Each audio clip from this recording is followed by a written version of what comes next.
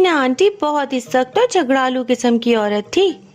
ना वो किसी को खुद से जीतने देती थी, ना ही किसी की खुशी उनसे बर्दाश्त होती थी। सब लोग उनसे बहुत तंग थे। उनका एक बेटा था जिसका नाम था चिंटू। वो उनसे भी 4 हाथ आगे था। वो रोज घर आकर माँ को शिकायत लगाता और मीना आंटी चादर उठाए उनके घर पहुंच जाती लड़ने के लिए। अरे बहन, तुम्हारे लड़के ने मेरे बेटे की कॉपी फाड़ दी और उसे मारा भी है। बुलाओ अपने बेटे को, मैं इसकी खबर लेती हूँ। और जल्दी से मेरे बेटे की कॉपी के पैसे निकालो। अपने बेटे के झूठ को सच मानकर वो ऐसे ही रोज हर किसी से झगड़ती। मीना आंटी के शौहर को भी सोसाइटी ने बहुत शिकायतें की, मगर शौहर की तो खुद घर में टके की औकात नहीं थी।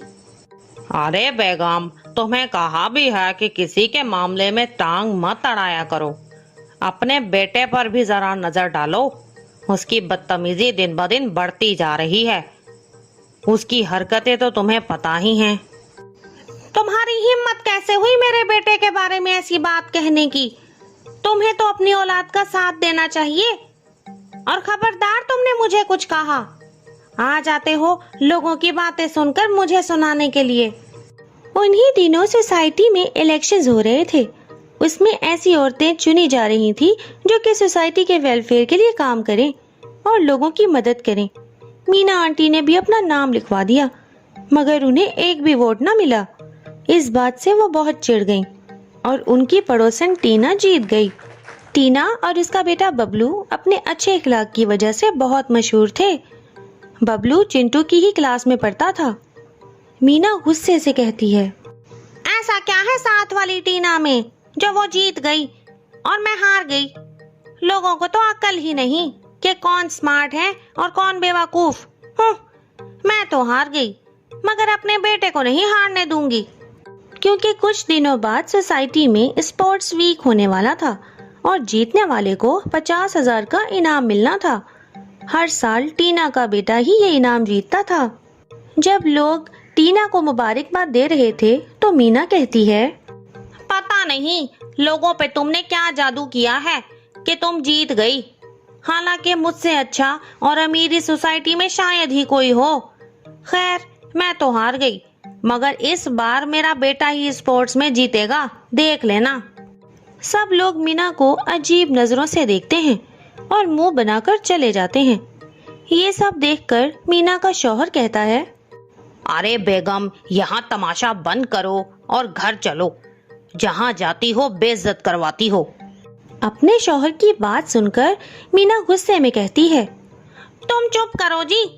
तुम किसी काबिल होते तो मैं ये सब ना करती।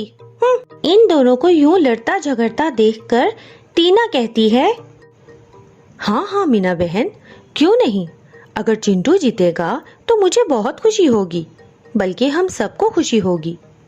तो मीना कहती है, देखते हैं, ये तो वक्त आने पर ही पता चलेगा। एक हफ्ते बाद स्पोर्ट्स वीक आया। बड़ा टक्कर का मुकाबला हुआ। 2 दिन बबलू ने जबरदस्त कारकर्दगी दिखाई। चिंटू भी कुछ कम ना था, उसने भी डट कर मुकाबला किया। आखिरी दिन जब 100 मीटर रेस ने फैसला करना था कि कौन जीतेगा, तो मीना आंटी को फिक्र पड़ गई। वो हर हाल में अपने बेटे को जितवाना चाहती थी ताकि लोगों का मुंह तोड़ सके। तो वो सोचती है, आज तो ऐसा कुछ करूंगी कि ये रेस मेरा बेटा ही जीतेगा और टीना का बेटा ना सिर्फ शर्मिंदा होगा बल्कि 1 हफ्ते तक बेड पर लेटा रहेगा। मीना बबलू के जूतों के नीचे एक बड़ा सा कील लगा देती है कि जब वो जूते पहने तो उसके पाँव पर जख्म हो जाए और वो रेस में हिस्सा ही ना ले सके। वो बहुत खुश थी, मगर उसके पाँव तले जमीन निकल गई जब उसने बबलू को जूते पहने रेस में हिस्सा लेते देखा। अचानक से उसे चीख सुनाई दी। जब उसने मुड़कर देखा तो चिंटू दर्द के मारे चीख रहा था और वही कील वाले बूट उसके पाँव में थे।